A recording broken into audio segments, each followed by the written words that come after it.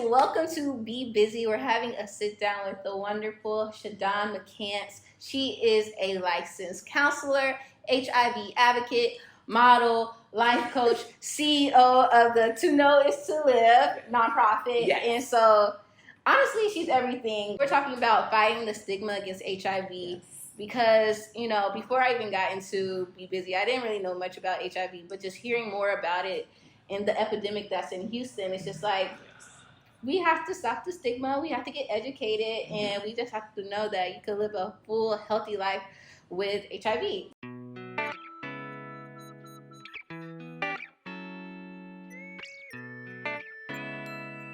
I was a senior in high school, doing my thing. I was modeling, getting ready for college, getting ready to either go to college or the Army. I wanted to so bad go into the service. And I was just like, okay, getting ready, doing me. I got sick probably like in October of that year. And it was like, I thought it was just a common cold. I'm like, okay, cough, fever, and kept coming and going.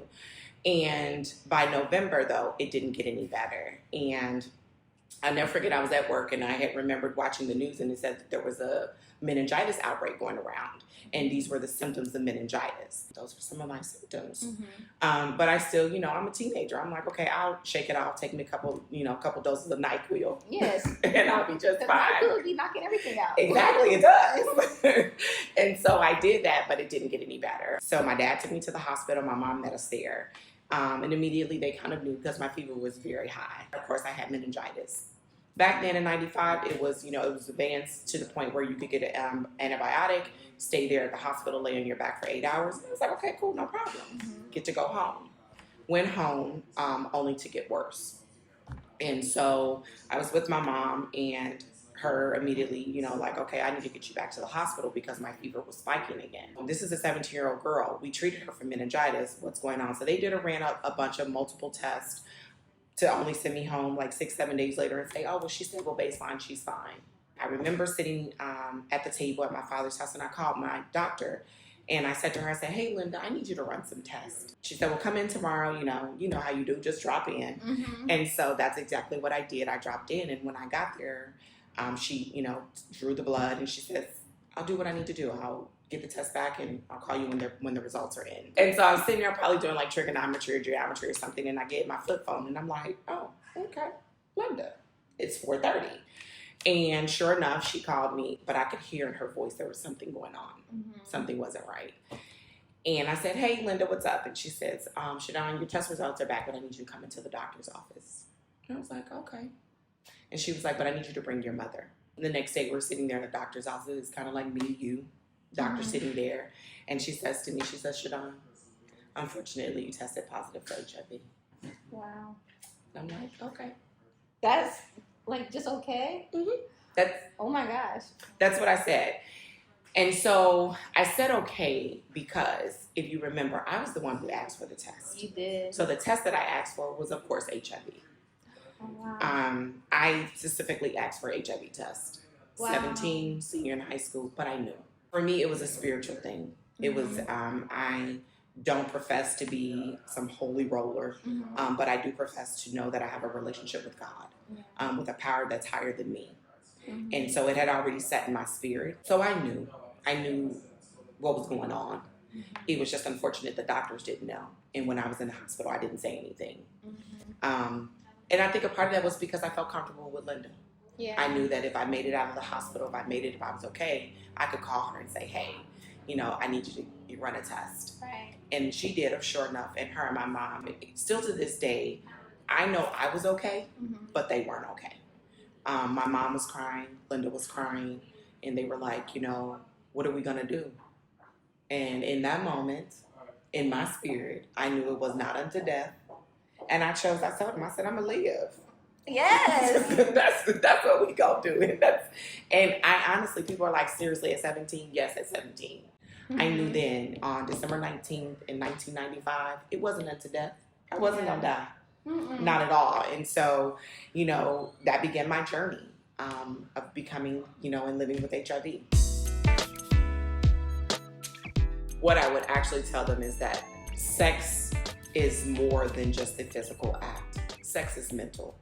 It's emotional, it's ties, and not just spiritual ties. That if I had someone to tell me, or someone could have told me something about sex, it would have been, baby girl, you're looking for love in all the wrong places.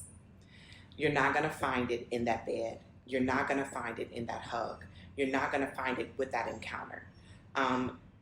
Love starts within. But also, you know, a part of my story is that when I say it's truly looking for love in all the wrong places, because I had a father that I loved. But unfortunately, he didn't know how to love me back. And as a young girl experiencing some of the things that I experienced, not from just him, but from my mother, I was a young girl looking for love in all the wrong places. So if I had to tell any young girl, it would be definitely that sex doesn't equal love. It just doesn't. Sex is a responsibility. It's not just physical. It's a lot of mental exertion goes into having sex. Yeah, your body may feel good in the moment, but what happens before that and what happens after that is really, really life-changing. Yes, actually it was. There was sex ed in school. Oh, wow. Your parent, of course, still at that time had to sign for sex ed, and we had it, but it was still very generic. And I think for me, I was just probably I don't want to say rebellious, but I was a strong individual. So I was also like a lot of our teens. That's not going to happen to me. Yeah. That can't be me. That won't be me. Sex ed it showed you the book and it showed you, okay, so this is, and it was still, now what we show kids today is a little different. I hope that they pay attention because that's real. When your vagina is cut open and not looking good, and I'm sorry, this is just the truth. I have to say it, but you know, when you show those pictures, or you know, your mouth is filled with, you know, with sores, or your mouth, all that's real. And so, you know, the other difference, though, I think it was this prissy lady that was coming in to tell me about sex ed. Baby girl, don't do this. You know, it wasn't somebody like me or you or the gentleman that I know you have working for you that are actually out here in these trenches, you know, making it real for them so that they understand that wasn't there. Yeah. And so it wasn't an opportunity for me to really take it seriously. Because, again, I was still out there doing me. The real coin for me is stop, wait, let's talk. Yeah. If I cannot have that conversation with you, then I need to introspect. I need to go inside. I need to dig deep. Because as an individual who's willing to lay down and give you a part of me, if I can't stop and ask you to say, okay, well, what's up? What's up, bro? Like, you know, what's going on with you? If you feel like you are nagging him, but you about to give him your goodies, you about to give up your cookies, no. There's no nagging. There's no, I'm getting on your nerves. There's no, this is not the time, or this is not appropriate. No, this is the time. This is what you should be talking about. And it's not nagging. It's being okay with talking about sex. It's okay with talking about, we know HIV exists. We know other STIs exist. And guess what? If I'm willing to give you some part of me, I just need to know that we're in this together and that we're both safe and that we're both taking the measures that we need to take to be okay. Point blank and a period. Women in general, but especially Black women, we carry so much on our backs. And so we don't want to alienate anybody. We want everybody to love us and we want to take care of everybody else. But at some point, you got to stop and have really radical self-care. You have to make yourself the priority, because if you don't, nobody else will. So definitely, you know, my thing is definitely having healthy conversations. Asking your partner, one, when is the last time you got tested? And two, if we're about to do this, can we go get tested together? Yeah.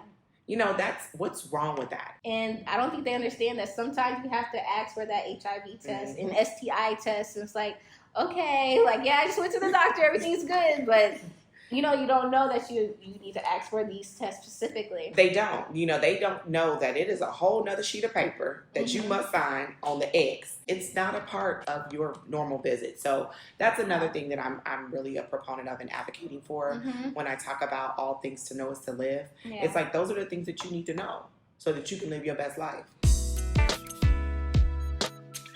Stigma keeps us from getting tested. Stigma keeps us from knowing.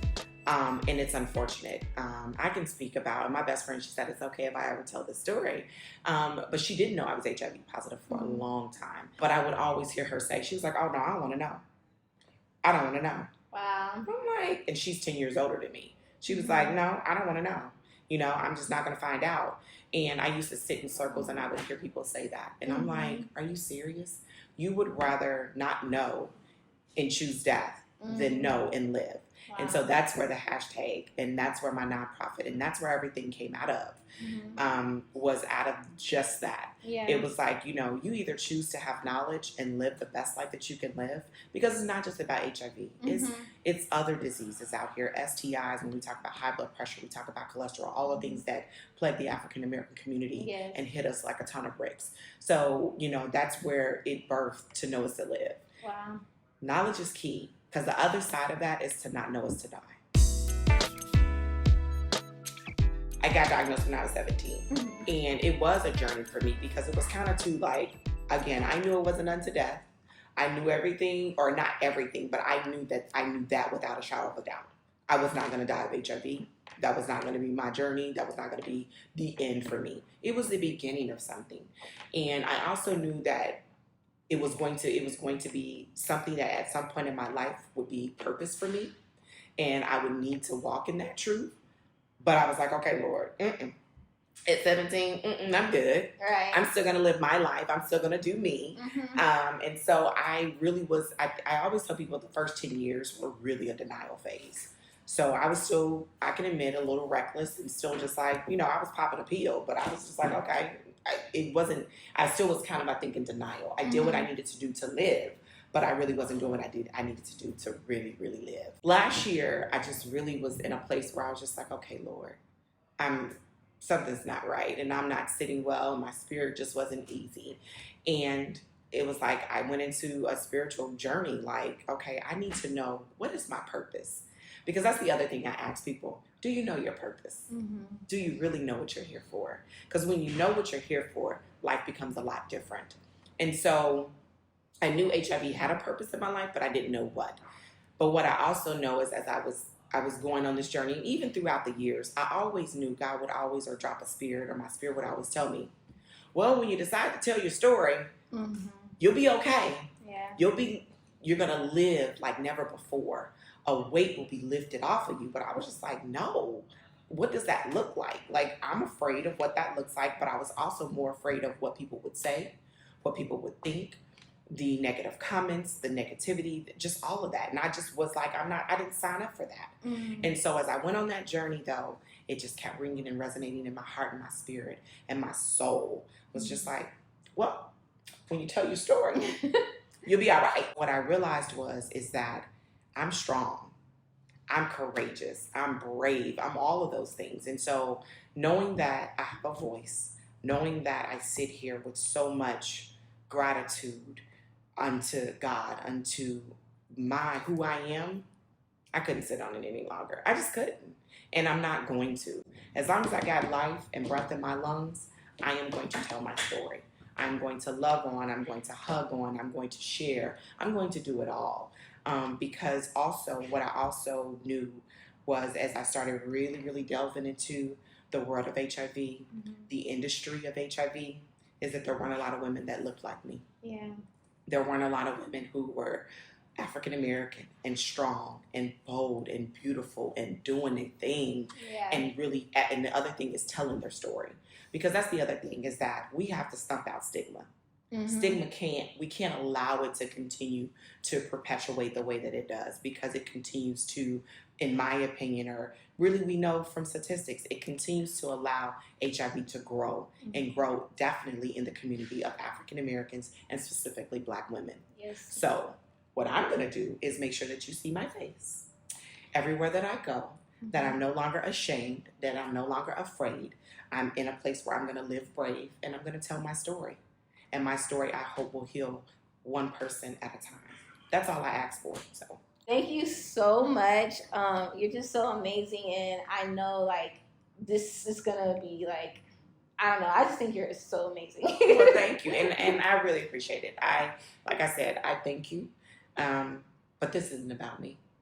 I'm just gonna do what I'm called to do, and I'm so glad that this is the freest moment of my life. This is the best season of my life, and I'm excited about where this journey is going to take me. So I thank you for being on it with me. I thank you for having me, and I'll see you guys soon.